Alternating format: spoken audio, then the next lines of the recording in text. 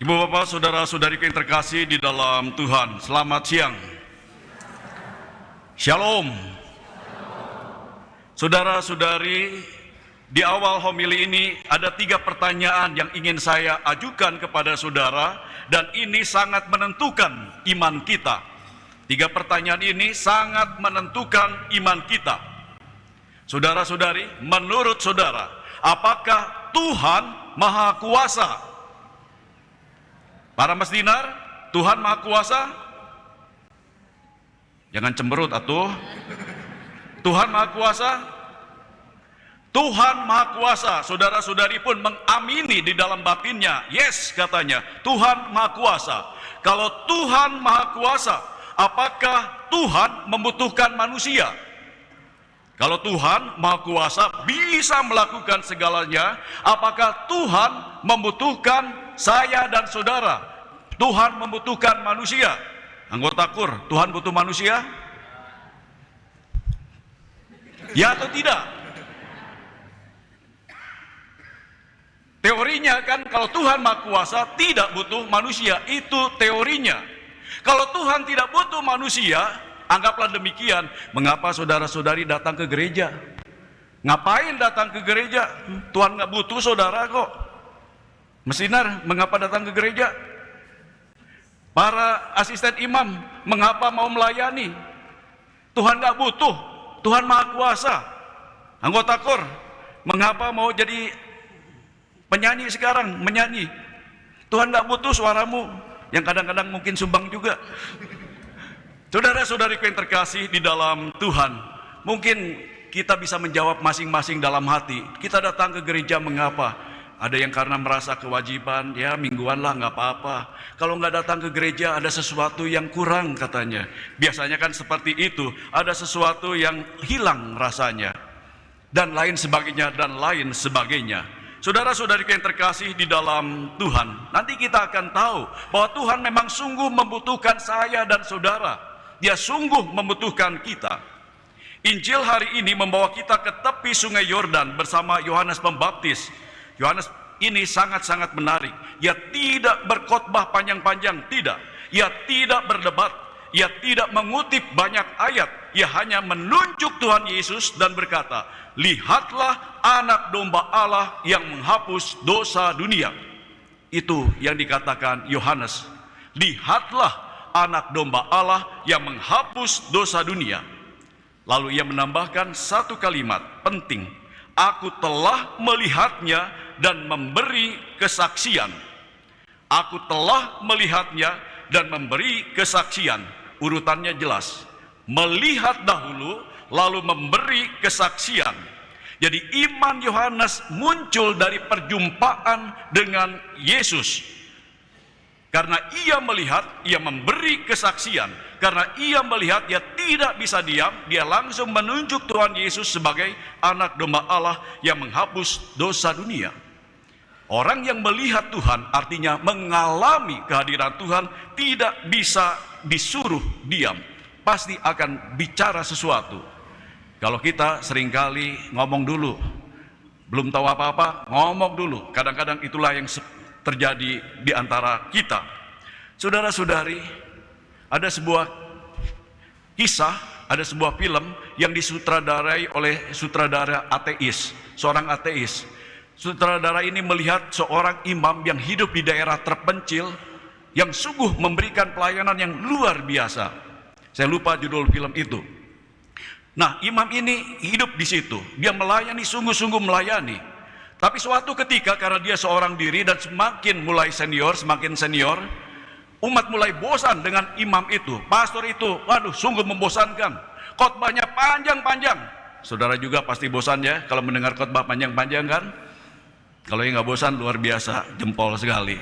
Dan penduduk di desa itu sangat bosan kepada imam itu. Dia sering memberikan khotbah yang isinya teguran, dan lain sebagainya. Maka umat itu tidak menghendaki imam itu ada di tempat itu. Maka mereka berusaha untuk mengusir pastor itu keluar dari tempat itu. Akhirnya pastor itu tidak tahan. Dia pergi membawa tubuh Kristus yang ada di dalam tabernakel. dia bawa pergi. Dan ketika melihat pastor itu pergi, seluruh penduduk desa bersorak-sorai, hore, akhirnya si pengacau sudah pergi. Itu yang dikatakan, mereka bahagia, mereka gembira. Saudara-saudari, tak lama kemudian muncul kekosongan. Hari Minggu tanpa ekaristi, umat merasakan sesuatu, hampa. Bangku di gereja ada yang kornyat, ada yang tetap menyanyi, tapi tidak ada ekaristi. Iman mereka terasa mulai kosong. Suatu ketika ada seorang pemuda yang merasa sangat-sangat berdosa. Dia datang ke gereja, ingin mendapatkan absolusi, pengampunan atas dosanya. Dia cari koster karena nggak ada pastor supaya mengampuni dosanya. Jelas koster berkata, tidak, saya tidak bisa mengampuni. Akhirnya pemuda itu pergi dengan sedih dan kemudian dia mengakhiri hidupnya. Di akhir film itu dikisahkan ada seorang perempuan muda, ipar dari koster itu, yang kebetulan dia melakukan perbuatan yang terlarang sehingga hamil di luar nikah. Dia merasa berdosa. Dia datang ke gereja, bertemu dengan koster, minta pengampunan dosa, minta absolusi. Dia sampai pegang tangan koster itu supaya diletakkan di kepalanya sebagai tanda pengampunan dosa. Jelas, koster tidak mau. Tidak, saya tidak bisa. Perempuan itu akhirnya sangat-sangat putus asa dan akhirnya mengakhiri hidupnya. Saudara-saudari, kekosongan iman ini akhirnya membuat penduduk desa itu sadar, kami butuh imam, kami butuh ekaristi. Dan kemudian imam itu pulang ke tempat itu, kembali lagi. Saudara-saudari, Tuhan memang Maha Kuasa, tapi Ia memilih bekerja melalui manusia. Bukan karena Ia kurang kuasa, bukan, tapi karena Ia menghendaki keterlibatan. Ia menghendaki keterlibatan kita manusia. Allah tidak ingin kita menjadi penonton. Allah ingin menjadikan kita semua rekan kerja bersamanya di dunia ini untuk membawa keselamatan. Itulah sebabnya setiap akhir perayaan Ekaristi, imam berkata, pergilah. Perayaan Ekaristi sudah selesai. Pergilah, wartakan Injil Tuhan. Atau pergilah, muliakan Tuhan dengan hidupmu. Dan kita menjawab, syukur kepada Allah. Itu jawaban kita. Syukur kepada Allah artinya, ya amin, saya akan pergi mewartakan. Saya akan mengisi hidup saya untuk menghadirkan Tuhan dalam kehidupan setiap hari. Bukan syukur kepada Allah berarti akhirnya bisa selesai. Kadang-kadang kalau di antara kita umat begitu dikatakan pergilah perayaan Ekaristi sudah selesai, syukur kepada Allah, langsung lihat jam, udah kelamaan, mungkin seperti itu. Tidak, syukur pada Allah artinya saya pergi untuk menjadi saksi. Dan saudara-saudari diundang untuk menjadi saksi Tuhan dimanapun kita berada dan apapun yang kita lakukan. Dalam bacaan kedua, Paulus mengingatkan kepada kita siapakah diri kita sesungguhnya. Paulus berkata, kamu yang dikuduskan dalam Kristus Yesus dipanggil menjadi orang-orang kudus. Siapakah diri kita sesungguhnya? Kita semua adalah orang-orang kudus. Coba lihat kiri dan kanan saudara. Nah, itu dia wajah-wajah orang kudus. Kamu semua adalah orang-orang kudus. Bukan orang biasa, bukan pemain cadangan, bukan. Roh Kudus tinggal di dalam diri kita. Maka persoalannya ketika kita diundang menjadi saksi, bukan tidak mampu, tapi seringkali karena tidak mau. Bukan tidak mampu, tapi karena tidak mau. Menjadi saksi berarti meneladan anak domba Allah yang memberikan hidupnya bagi kita manusia. Hidupnya diwarnai dengan kerendahan hati, diwarnai dengan ketaatan, dengan kasih. Hidupnya diwarnai dengan kematian atas egonya dan rela berbagi. Saudara-saudari, gereja tidak dibangun oleh mereka yang hanya datang ke gereja, tetapi dibangun oleh mereka yang bersedia diutus.